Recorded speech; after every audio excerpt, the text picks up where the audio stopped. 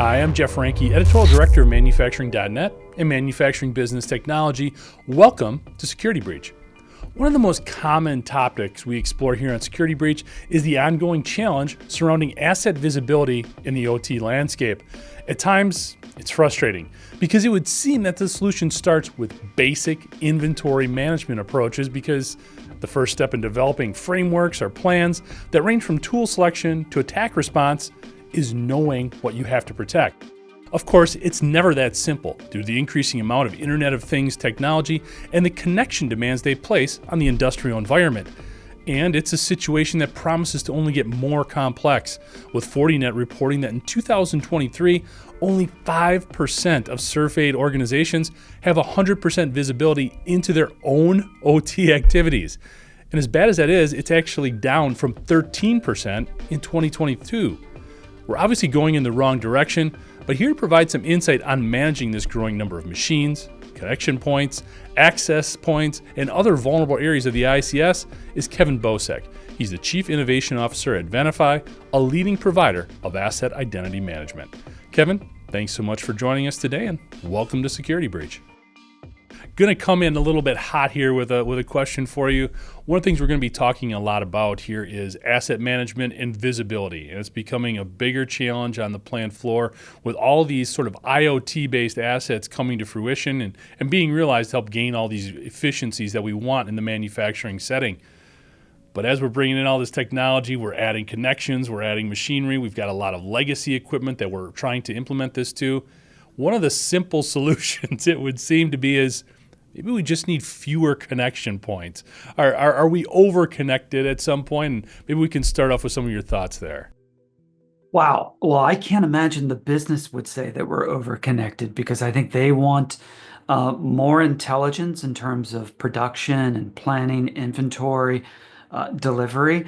So I would say the business would say no. And I think there are two vectors there too to think about over-connected, at least as I've thought about it. There's one in the sense of network connections. So data in, out, across plants, across the floor. But there's also two, the density of compute.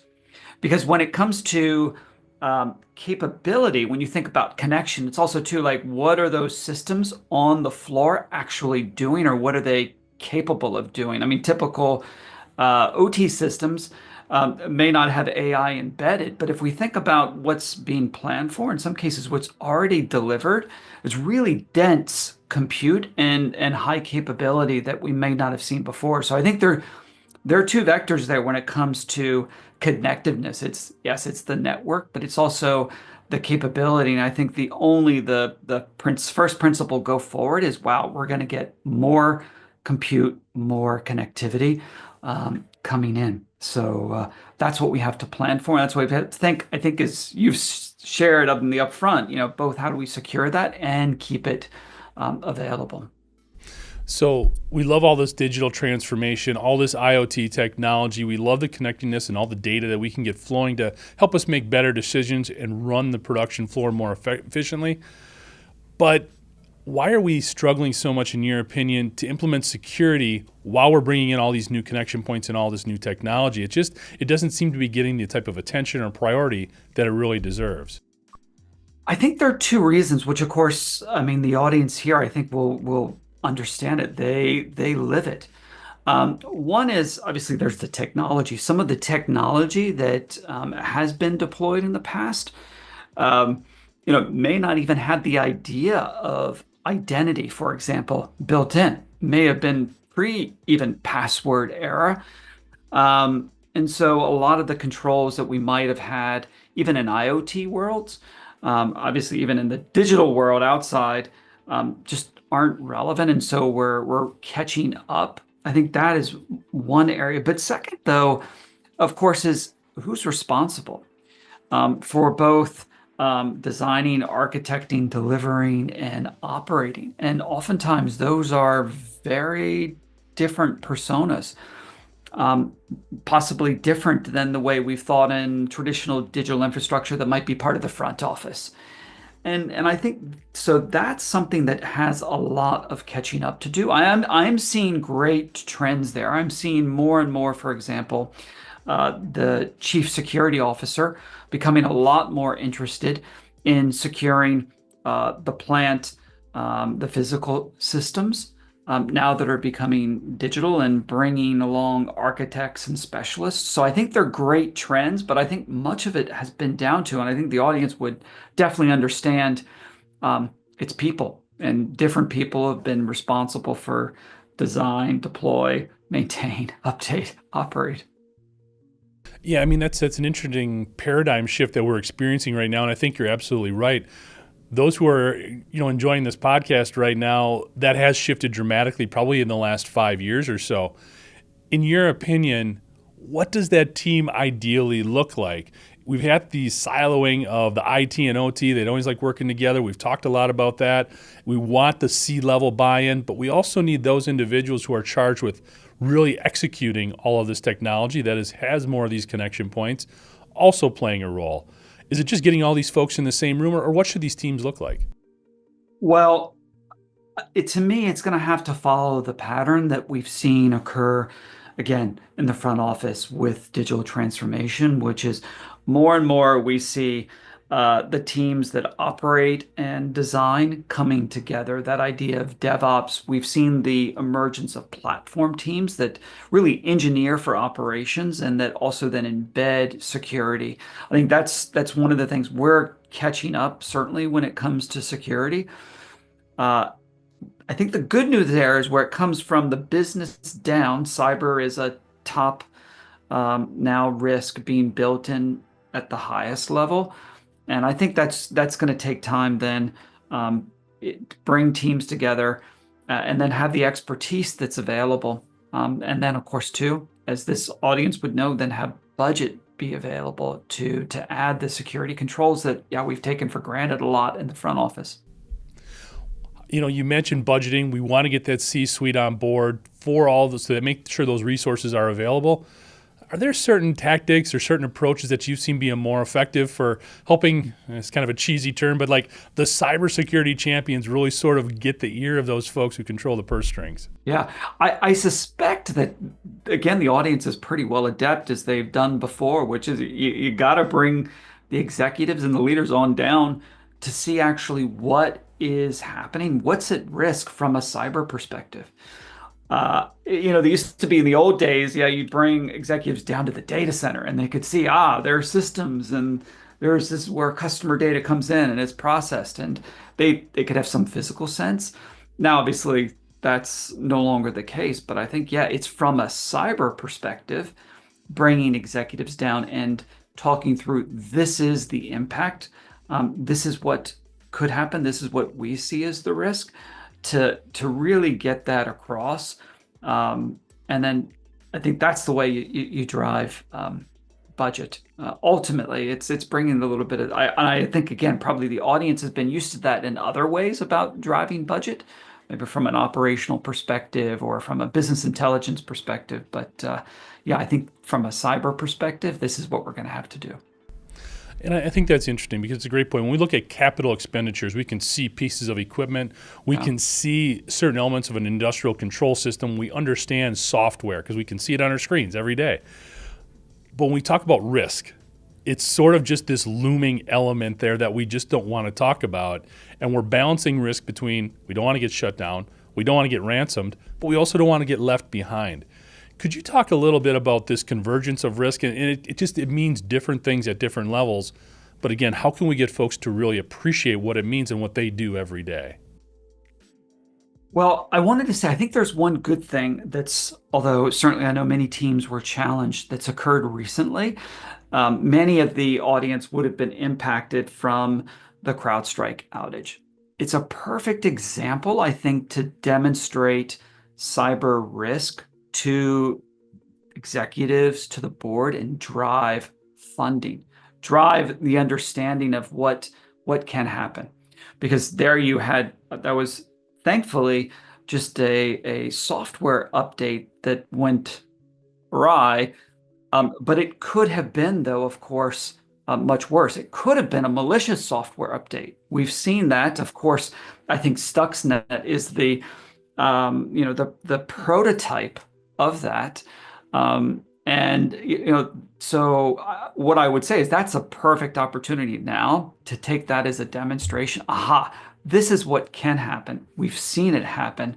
And thankfully, it wasn't a cyber attack. Um, and I think then when it comes to risk, well, I think the audience has probably done a pretty good job. There's over the years, and I think now we just have to take that now and bring it to cyber because there's an operational risk to availability. There's an operational risk. Sorry, excuse me. There's the risk to integrity of our systems. And then, of course, the protection of the proprietary data that's being generated on the floor and then being sent back up for analytics and planning and supply chain.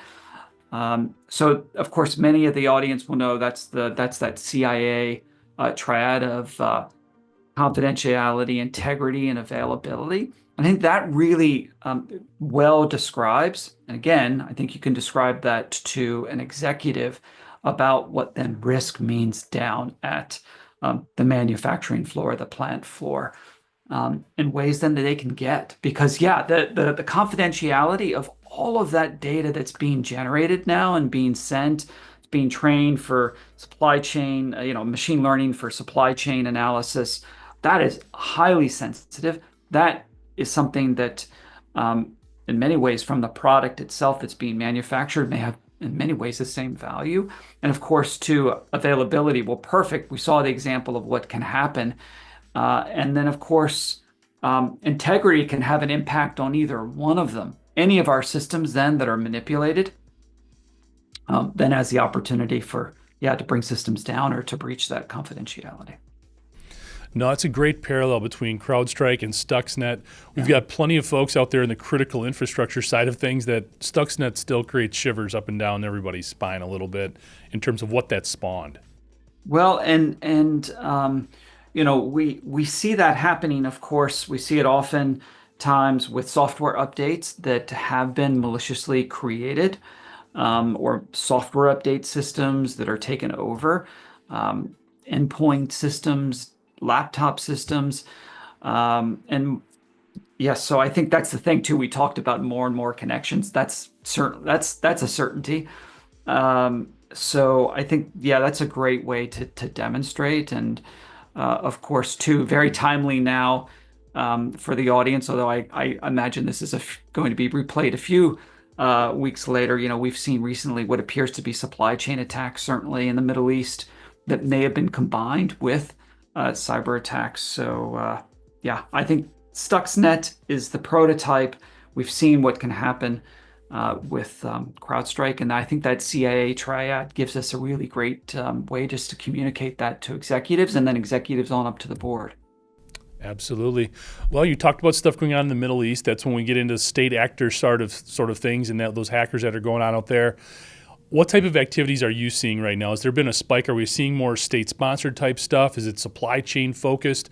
What types of trends are you seeing in terms of either attacks or vulnerabilities or groups that are kind of raising havoc right now? Yeah, definitely what we see as a trend over, I would say, especially since COVID times, is that the adversaries, and of all types, nation state, through to those are motivated either by profit or by intent, definitely attacking more and more the software development lifecycle, the software supply chain, which then can have a very much a kinetic effect, again, as we saw with CrowdStrike, because I'm sure many then physical systems then were offline. So we have been seeing that. We're seeing adversaries look to try and tamper with software.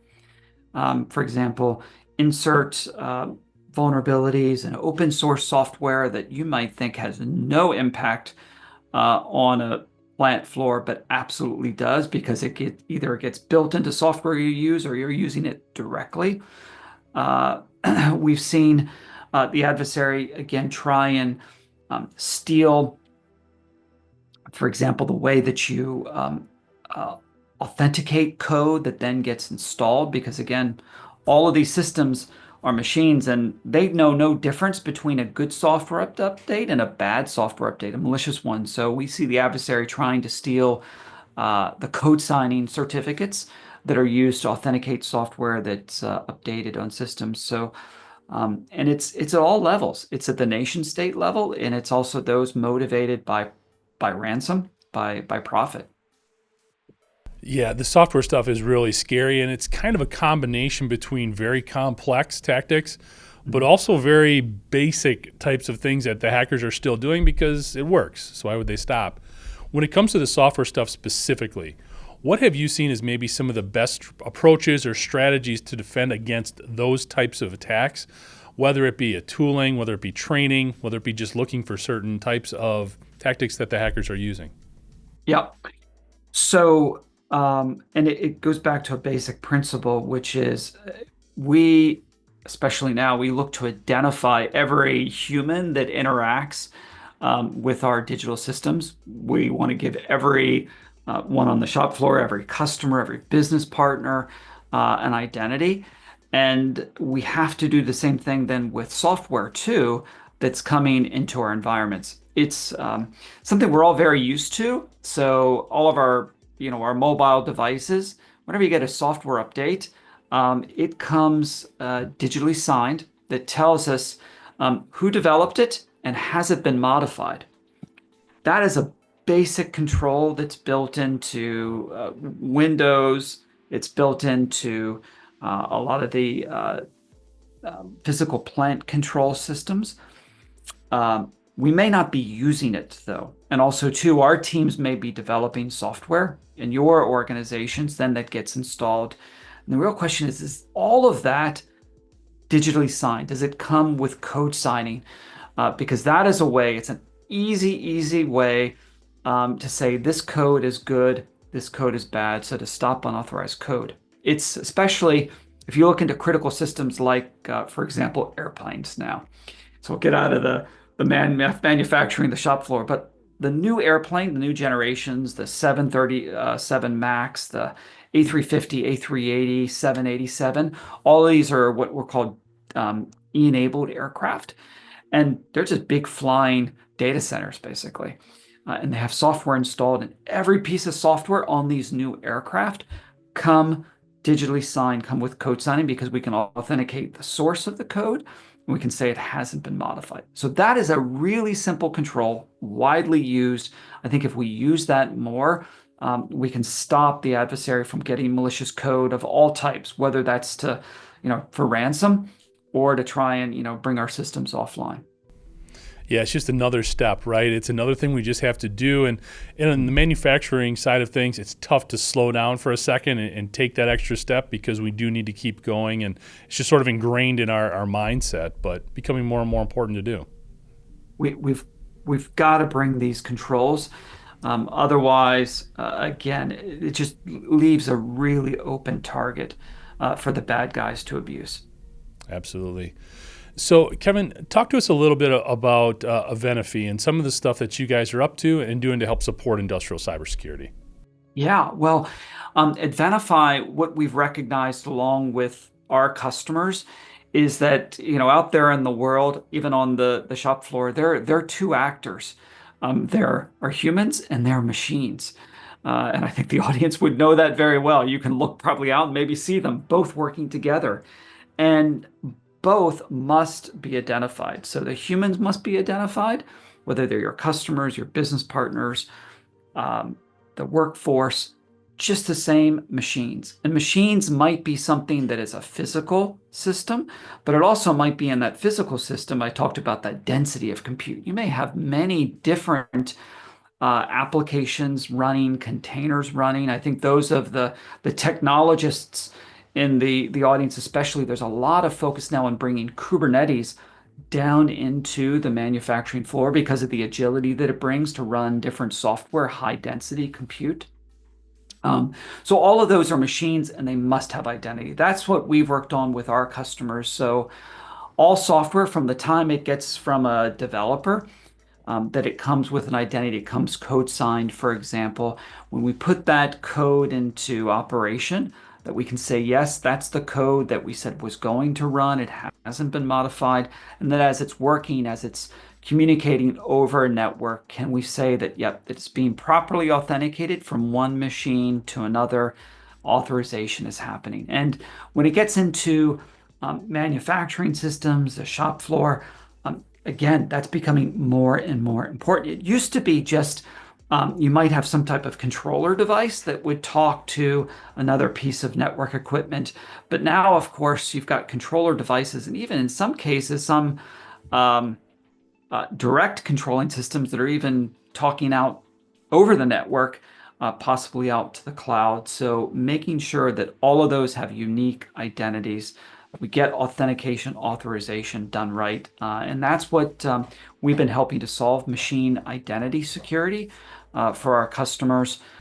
The other part of this, and you mentioned this a couple times, and it comes in at different levels in the industrial sector, but we talk about secure by design a lot. And it's hitting home on two fronts.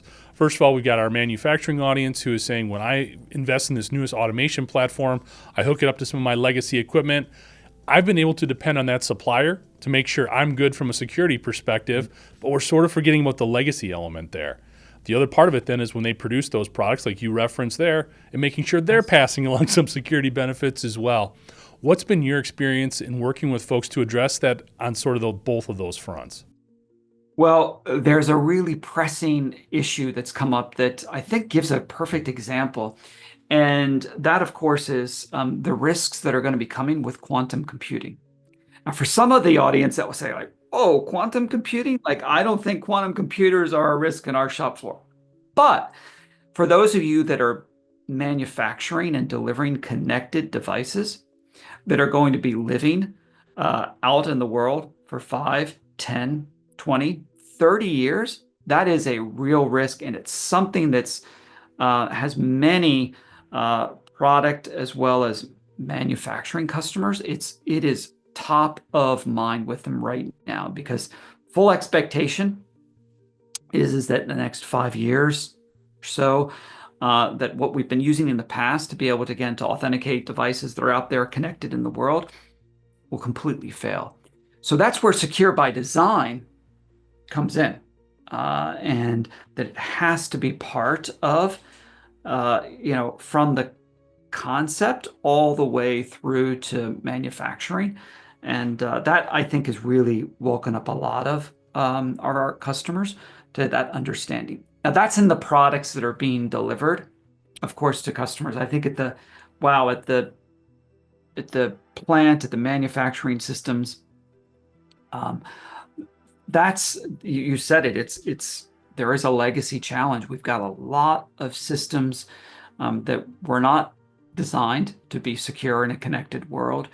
I think the good news there, though, is that, and probably the audience knows, is there are more and more, I think, experts, more and more providers of systems that are able to secure them. For example, I've seen recently there are startups, for example, that are able to bring authentication for systems that had no authentication controls built in, to bring multi-factor authentication to systems where there are no authentication before. So I think that's great news.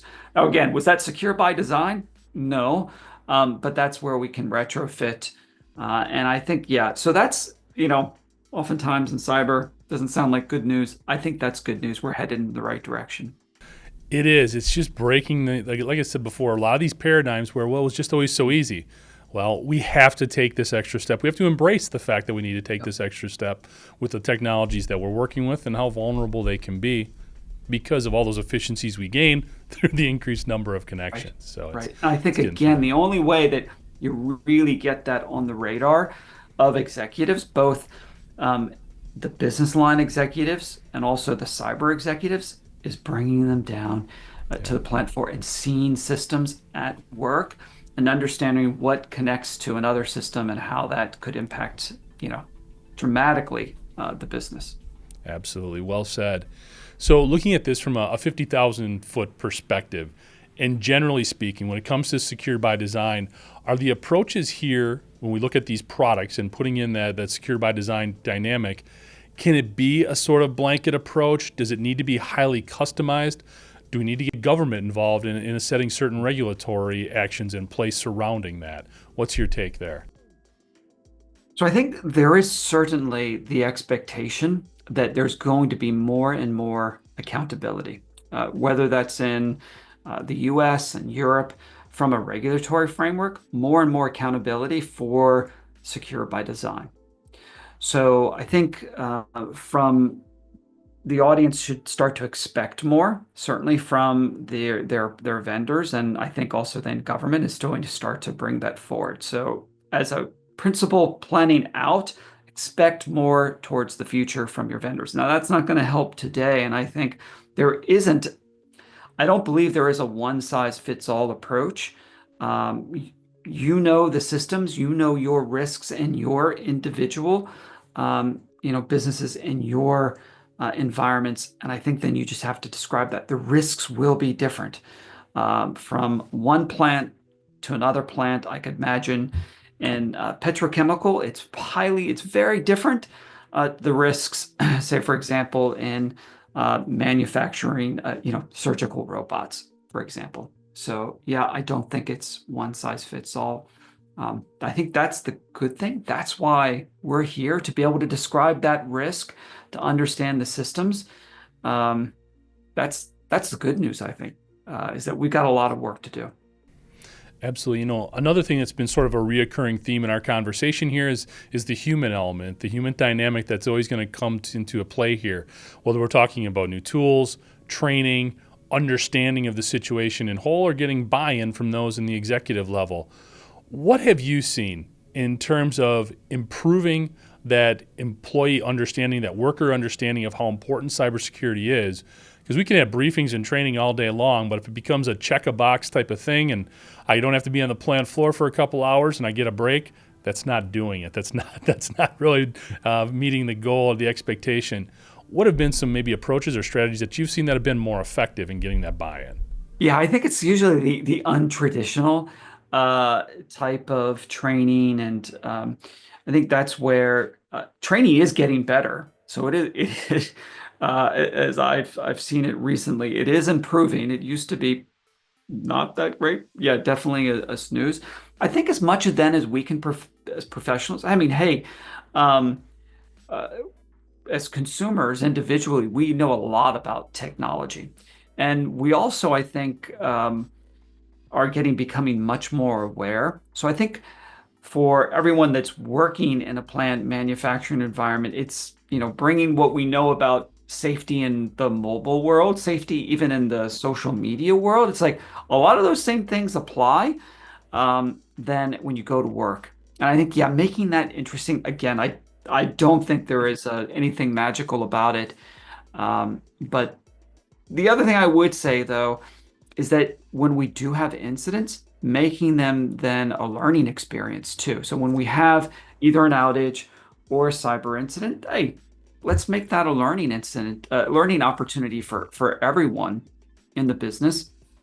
And that's where you can actually learn from like real world events. So again, never, I think definitely, probably much of the audience would say, never let an outage, go unwasted. Uh, and yeah, use that if there is one, even if it's not a cyber event, you can make that an opportunity. Again, that takes some planning ahead of time. Yeah, you wouldn't want to. Again, I know you don't want those to happen, but they do. So yeah, when they do, take the opportunity. Absolutely. And I appreciate what you're saying there and agree 100% in terms of making it a learning deal as opposed to a punitive situation where you're Right. pointing a finger and blaming somebody. Absolutely. Use that as a way for that peer-to-peer education a little bit. Yeah, I mean, I think that's the thing the audience, again, has done. I mean, wow, if you look again, the improvements in efficiencies in at the plant and at the manufacturing environments. I mean, let's take the same perspective on cyber and bringing the same type of thought thinking, which is that is about learning and improvement, not punitive, not punishment for making mistakes. Absolutely. So my traditional wrap-up question here, Kevin, really appreciate all the great insight so far. What should we be aware of coming down the road here a little bit? What are some of the bigger trends that you see impacting industrial cybersecurity going forward? I think when we get right back up at the top, which is only expect more connectivity, more density of compute, because the interest in using machine learning, artificial intelligence to improve productivity, to improve supply chain performance, to deal with resilience, like whether I think again the business has learned a lot with COVID, has learned a lot with supply chain challenges, especially in Europe as we saw war break out. Uh, so that's coming, and probably many have already seen it. I see it especially when I see a lot of the demos now being conducted around AI and machine learning. They're not just chatbots. It's about actually making intelligent decisions about supply chain. So expect only more connectivity, more density of compute coming down. Yeah. More opportunities to Yeah. make sure all those connections are then secure as well. More risk. I mean, it definitely is more risk that will come for it. And that's our jobs to make sure that we're going to stay safe and protected and making sure, again, that that risk gets conveyed before those systems are, in planning and then before they go into production, definitely. Thanks, Kevin. And for more information on the work he and his colleagues are doing, you can check them out at Venafi.com. Also, like to thank you for joining us today, and to catch up on past episodes, you can go to manufacturing.net, IEN.com, or MBTmag.com. You can also check Security Breach out wherever you get your podcasts, including Apple, Amazon, and Overcast. And if you have a cybersecurity story or topic that you'd like to have us explore on Security Breach, you can reach me at jeff@IEN.com. For Kevin Bocek, I'm Jeff Ranke, and this is Security Breach.